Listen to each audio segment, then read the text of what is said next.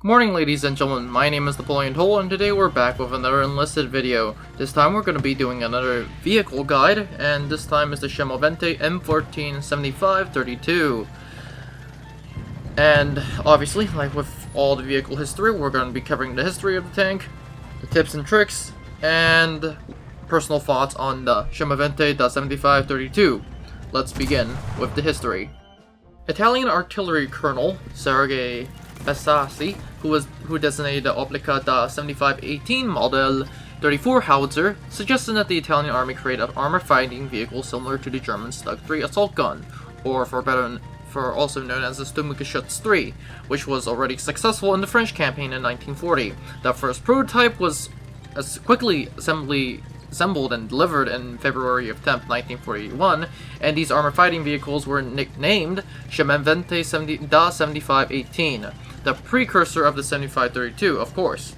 Due to the 7518 being successful in the North African campaign and in many other places, the Semovente da 7532 was decided to be built on a vehicle with a better gun to improve its anti-tank ability, which the former was only given heat shells. Some prototypes were built with replacing the 7518 75mm L32 gun with the 75mm L37 gun. It's just a different gun. Since not much is known about the 7532 tanks, and we don't know how many were built, hence most of the information is about the 7518 tanks. This 7518 tank, and possibly the 7532 tank, was built on riveted steel plates, which was also thicker and less slope than the original tank, 50mm against 42mm max. The original tank they're talking about is the M14 tank, the tank that we have in Enlisted. This frontal armor is almost completely vertical, but it consists of two plates that is strengthened when compared to a simple homogeneous steel plate. The vehicle has crew compartments and drive selection forward in the large and low casemate. The engine, was situated in a separate structure, typical of Italian designs, which was sloped and somewhat smaller, and had inspection panels on the roof. The chassis was identical to that of the M1340 tanks, with 8 small wheels in the fore-trolley and were jointed by 2 pairs of 2-arm suspension. The suspension were then part of a leaf spring system, which was reliable, but didn't allow for high speeds. The transmission was then located in the forward part of the vehicle, and the crew consisted only of 3 members. The same that we have enlisted. These 3 members apparently are the driver, the loader, who also serves as the radio operator, and the tank commander, who also serves as a gunner. The main gun was a derivative of the 75L37 gun, and it is quite a modern divisional artillery piece. It is 18 calibers long, 40 degrees, and minus 12 and plus 22 degrees in elevation. The gun has a muzzle brake, and there were several observation and aiming sights, typical on Italian guns, with binoculars, periscopes, and others for the crew. The low muzzle velocity, around 450 meters per second, meant a relatively short range, 9,500 meters at the best elevation of 45 degrees, but the installation allowed only for 22 degrees, so the range was just limited to 7 to 8 kilometers. The range was also limited, especially against moving targets, for the same reason, but later models with the M14 7532 was refitted with better gun, meaning that it could just, the range that I'm talking about in this case really only applies to the 7518. The 7532 has a way better gun. Originally, it came with a roof-mounted machine gun, but for close defense, of course. But this was initially a 6.5mm. Later, it was upgraded to 8mm machine gun. The problem was that some tanks didn't even have a machine gun, which is what we have enlisted. We don't have the gun with the machine gun. We don't have the tank with the machine gun on top, so that's quite a bummer. Next, we have the typical ammo load for the 7532 and 7518s. These include the 44 75mm shells, which is quite low for most self-propelled guns. Therefore, in some places in the North African campaign, what the tank crew will do, in most cases, is that they will remove all their seats, and they can store an extra 100 shells in their seats and filling the space with extra rounds, which obviously didn't make the ride comfortable, but that said, at least you have ammunition. Next, we have a radio operator, and yeah. Keep in mind that some tanks, not only for Italy, but during World War II, were not really given radio operators. That said, most of the ones who were successful later on were given radios, i.e. the Germans and later the Soviets. Although these machines were not widely known, the vehicle performance, did well in its role. It was technically similar to the Stug 3s or Sturmgeschütz 3 assault gun, but it had a different role. The Sturmgeschütz was a tank destroyer / assault gun. This tank somewhat featured apparently as the assault gun, but most likely or not, it was seen as divisional artillery. To be exact, an SPG. This organic structure consists of 2 artillery groups for every armored division. So yeah, these things were sent out to every essentially armored division. The Semovente 7532 were deployed in North Africa during the Allied invasion of Sicily, along with other M tanks to provide additional firepower. Despite the fact that they were not designed to fight other tanks, the 75mm proved ideal and could pierce 80mm of armors at 500 meters. Therefore, it could defeat many American tanks like the M3 Grant, M4 Sherman, that were also used by the British Army. These machines were responsible for many of the successes of the Italian armored troops during 1942 and 1943, when the medium tanks, all of which were armed with a 47mm M35 gun, were no longer effective. On the other account, the Semovente, the 7518 on the M14 chassis, were tactical repertoire until British deployment of the American tanks that negated that small advantage, in the sense that once American Shermans came on the field, this thing essentially lost most of its use. The most successful action fought by the Semovente 7518 took place on the 10th of June 1942, south of Knightsbridge Box during the Battle of the Gaza. 30 M3 Grants and 10 M3 Stuarts of the 1st Royal Armored Tank Division of the 6th Royal Tank Regiment attacked the position held by the Ariete Division, but was repelled by the Semovente 7518 with some M40 tanks. The Royal Armored Division lost 3 Grants, 2 Stuarts, and another 12 Grants and 3 Stuarts were lost from other divisions. The Italians only lost 2 M1340s. Despite its limitation, most notably a cramped interior and insignificant power for the engines, the Semovente the 7518 and the Semovente the 7532, albeit the Semovente the 7532 had a better crew compartment in the sense that it had a better engine and a better gun, were both successful in direct support and anti-tank fighting.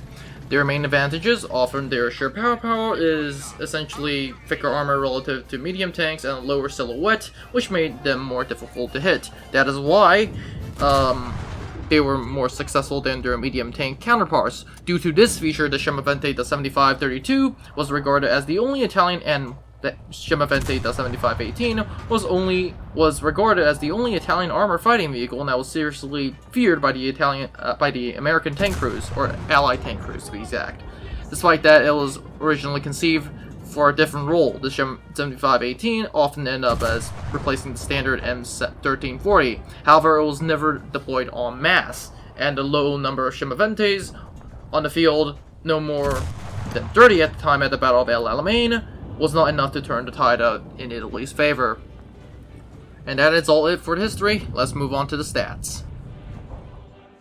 The in-game stats of the Semovente are going to be quite interesting in the sense that it's a pretty good gun, but more on that later in the recap section. The Semovente M7532, or to be exact, M41 7532, has 3 crew members, which is historically accurate, a 75mm 7532 mod 37 cannon, aka M7532 cannon, which is also historically accurate, has a maximum speed of 33.35 km per hour. I don't know what is the maximum speed of the Semovente 7532 because there are no documents to support what I'm saying. The whole armor is 50mm, side armor is 25mm, back armor is 25mm, bottom armor is 15mm. Like with all tanks, if you really want to take out an enemy tank, go under the tank, throw TNT hash, get the heck out. And that's gonna kill the thing. The turret armor is 27mm, which is kind of interesting considering the fact that this tank does not have a turret. So I'm just gonna take the whole armor as the armor for the entire tank. The engine power is 136 kilometers at 1900 RPM, meaning that this thing can get around the map. It is not as fast as the AB-41, but is definitely not slow. Oh, weight is 14.5 tons, classification, and that is pretty much it. Next, let's go to what I think about the tank. In my mind, the Semovente tank is a very good tank. I call it the Semovente because it is better than just remembering M14 7532. The Semovente sounds a lot better, and since this is the only Semovente that we have in game, I'm just willing to call it the Semovente, at least not until the next Semovente comes out. So hence, the Semovente is a wonderful gun. It is more than often capable and enough to one-shot enemy tanks, especially those pesky A13s, and since you can one-shot them, it's quite a good experience. The only problem that you might be dealing with in terms of penetration is actually the new Matildas that came out. These new Matildas, you have extremely hard time of penetrating, but don't be feared because they can't penetrate you. Yes, did I forget to tell you the Semovente has a pretty good armor silhouette. It, even a Grant with a 75mm gun has a hard time penetrating you. This is not to mention the A13s who can penetrate you. That said, the only problem of this tank is that if a tank, because you're a tank destroyer, if a tank goes on your side, then you are practically screwed. The ammo compartment is you just have to aim direct center and the thing will just blow up. So there's nothing much about it. It has the driver compartment. The driver is also, and the three-man crew. Yeah, the driver, the gunner, and the radio operator / loader are also the three-man crew, meaning that you will have a harder time in terms of surviving. So, yeah, be careful what you do. Anti-tank rounds cannot go through this thing, so rest assured. And another interesting thing is that it is quite fast, so it can move from point A to point B. There is one problem, and they only have the APBC round, which at first it might look horrifying, but as time goes on, you realize, well, really quickly, that this thing is not only good for taking out tanks, which is very good for, this thing is also good for taking out infantry, albeit not as good as taking out tanks.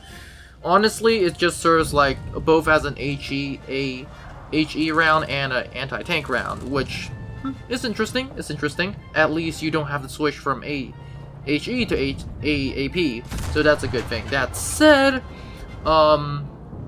you're gonna definitely suffer with all tanks against infantry, especially at extremely close ranges.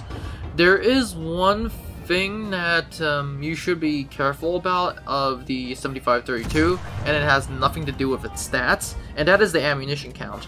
Most of the time, you find yourself in a battle with the Semovente, and essentially you will run out of ammunition because you just kill so many things, and yeah, you really have to get ammunition quite quickly, so be sure to get ammunition.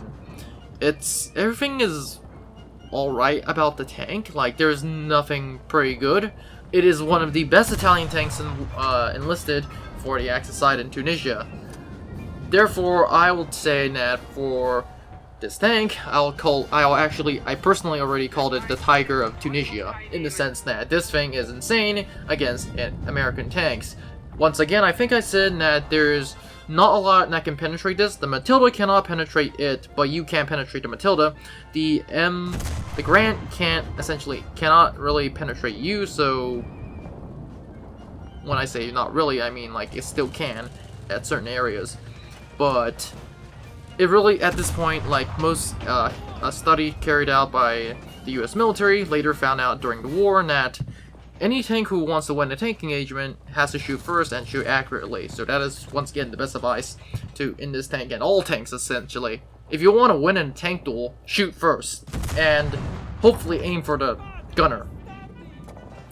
And hopefully, instead of a gunner, you can almost aim for an ammo rack. But that is all it for the Semovente M14 7532. Have a great day, guys, and I'll see you in the next one. Now, before you leave, I would like to thank you very much for watching this video.